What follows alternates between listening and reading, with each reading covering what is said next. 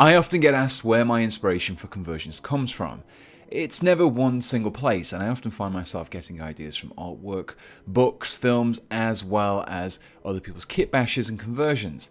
But there's probably one place that I get the most inspiration from, and that is games.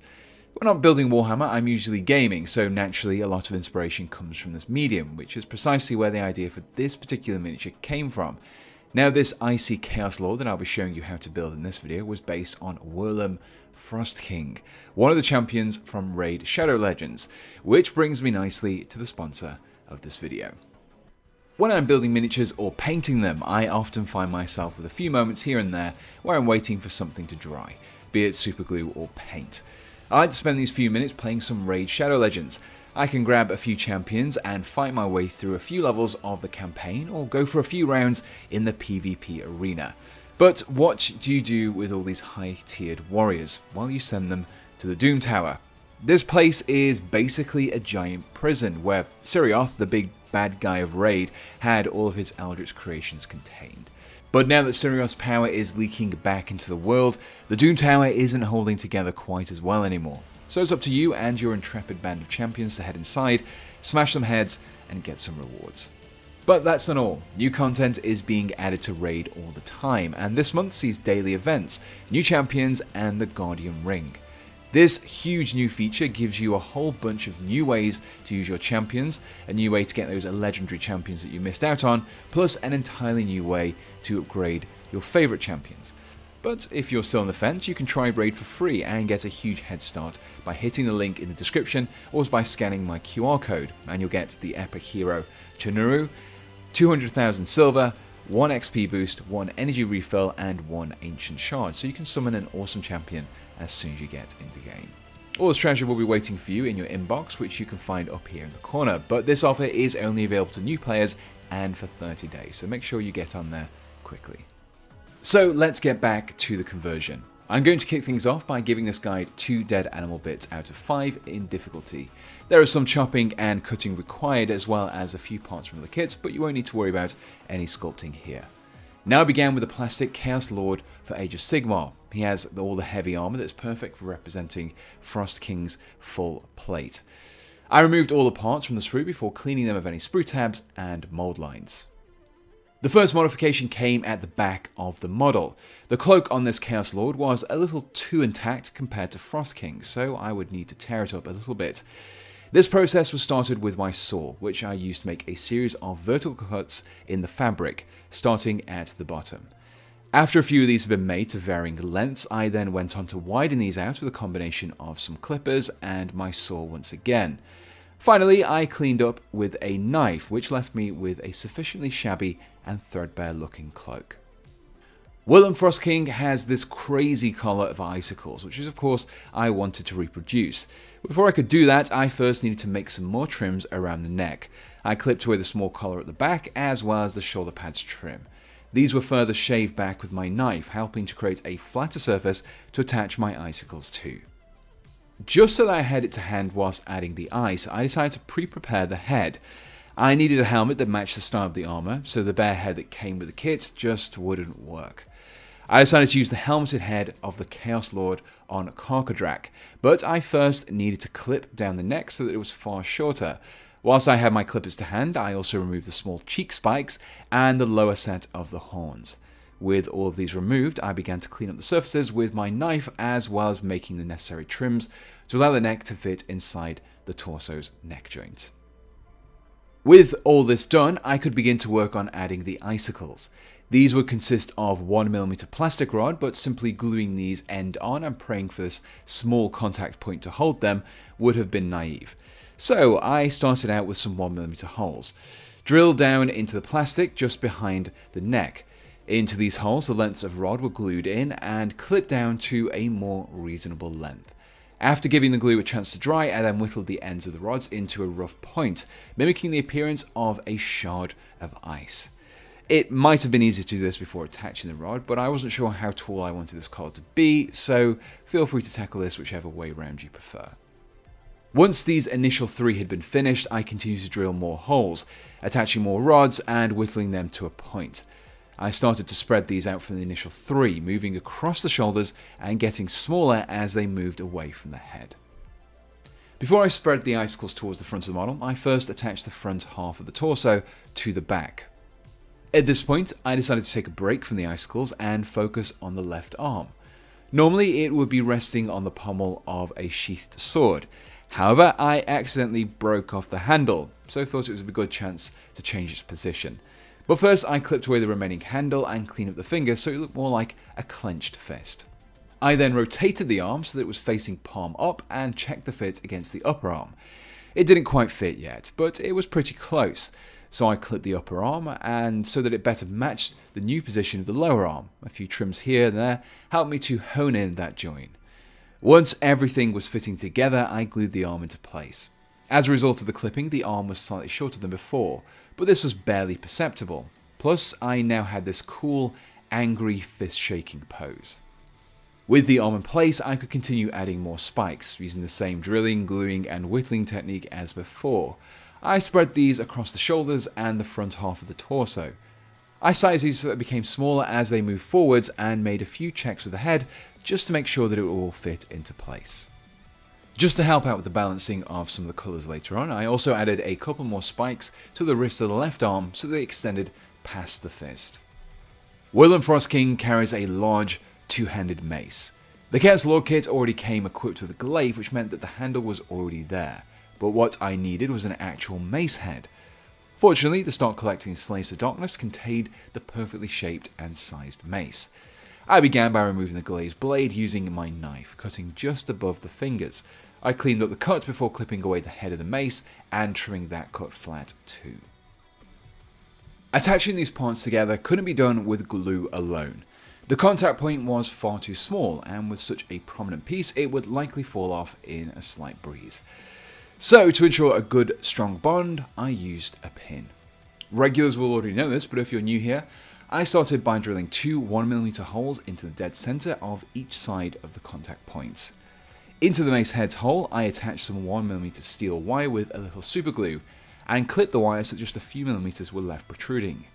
This wire was then superglued into the handle, creating a much sturdier bond than if I just relied on glue alone. With the weapon head swapped, I could continue assembling the model. The Chaos Lord kit comes with this really nice scenic base. Unfortunately, it's one of those few remaining relics of the bygone Fantasy Battles era, and of course is square. It's a shame not to use it though, so I set about removing the base part with my clippers. Once I had removed the bulk of the square base, I roughly rounded things out a bit, and then began to further trim and file the base so it sat flat against around 40mm base. Now that I converted the old style square base into a .AOS format, I could glue it to the 40mm base and then glue the Lord atop of it. The rock was kind of sticking out a little too unnaturally though, so I needed something to help blend it in a little bit, which meant it was time for dead animal bits. I took a few skulls from the Citadel skull set and clipped a few of these at an angle. When the clip side was glued to the base, it looks like the skull is partially buried into the ground. After a few skulls had been dotted around the rocky outcrop, some buried, some not, the base looked a little more natural. I finished it off with a layer of Vallejo earth texture. This was applied around the edge of the rock to help fill in any empty space. Once this had been dried, I could begin painting. I began with the primer coat. I used some black-brown primer and applied it through my airbrush, adding in just a few drops of flow improver to help it out a bit. This was applied over the whole model, giving it this nice dark starting colour that not only would form the shadows in the deepest recesses, but also created a better surface for my laser paint to stick to. It would also help to create a warmer tone that will help the later frost details stand out even more. You may also notice that I decided to keep the head separated. This was done to make painting the icicles behind it a bit easier. The armour was the first thing to tackle. This covered the largest area of the model, so it made sense to start here. To paint this, I wanted a rusted silver, so I mixed together some dark silver and mahogany in my airbrush. Now the airbrush wasn't necessary here. You could easily apply this with a regular layering method or via dry brushing. I just chose to airbrush as it's easy and quick to apply. This dark silver with a hint of brown would give the model a warmer tone, continuing the effect of the black-brown primer. Over this, I then lightly sprayed some silver. This was focused on some of the upper parts and generally more prominent parts of the model, such as the shoulder pads and the raised knee. Applying a brighter silver to these created the effect of light falling on these, whilst keeping other parts of the model in shadow. The armour was looking a little flat though. The trim and armour detailing wasn't well defined, so I decided to apply a wash. I used some transparent black for this, but mixed in some water to thin it out a little. Without this, it would be much too strong and would have darkened down the armour's surface significantly. The mix was then applied across the entirety of the armour. Here it flowed and settled into all of those recesses. Once dry, it would leave behind thin black outlines to the details, helping to give them definition and depth.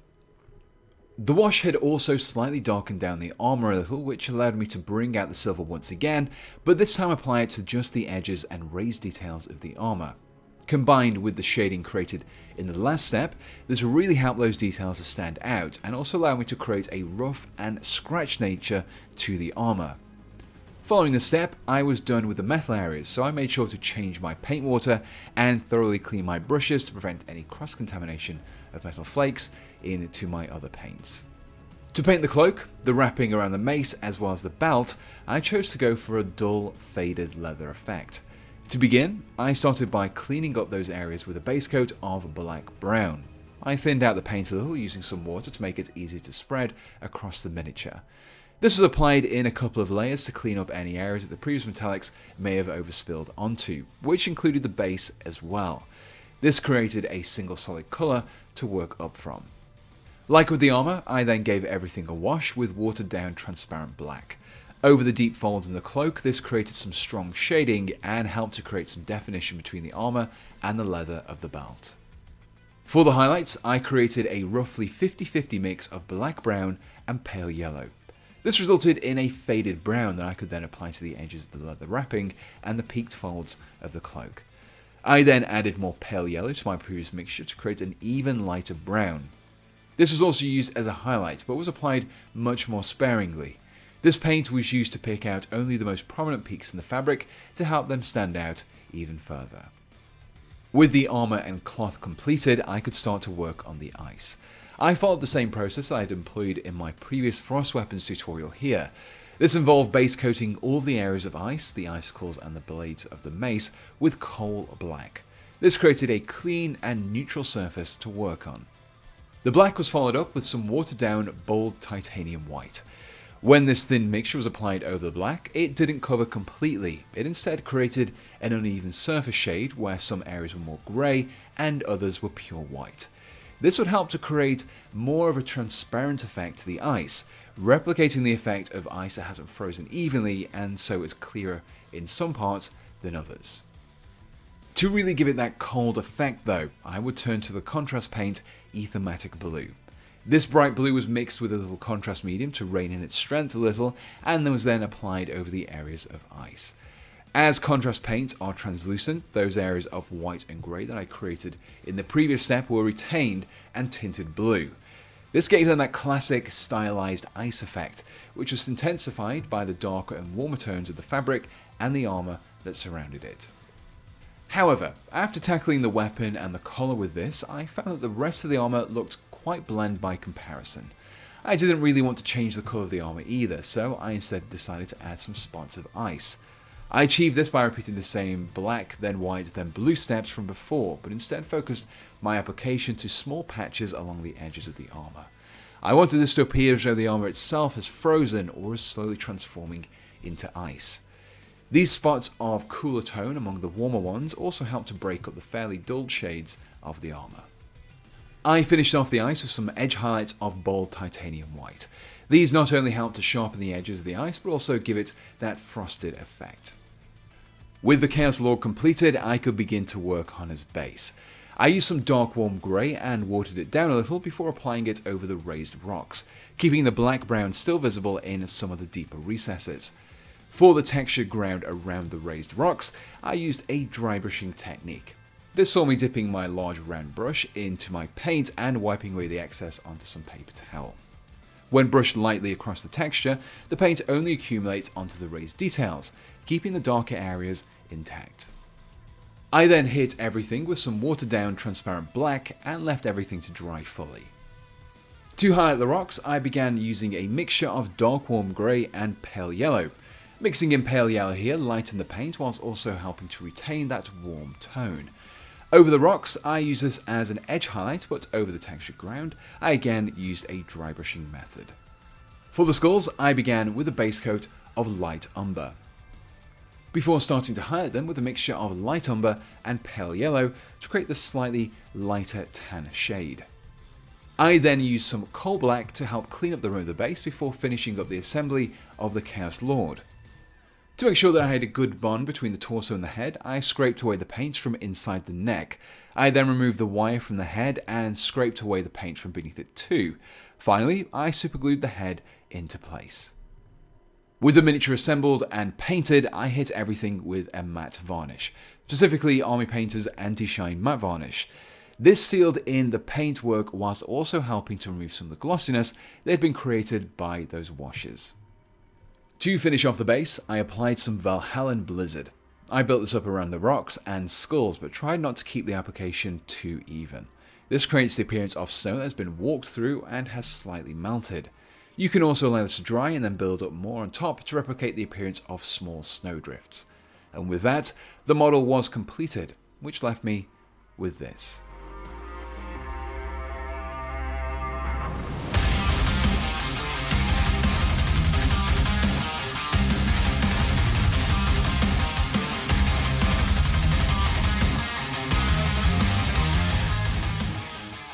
And here we have the completed Chaos Lord based on Wurlim Frostking. I actually really like how well the ice effects gelled with the Chaos aesthetic. I think that it's a nice throwback to how in Warhammer Fantasy Battles, these guys hailed from the Chaos Wastes in the north.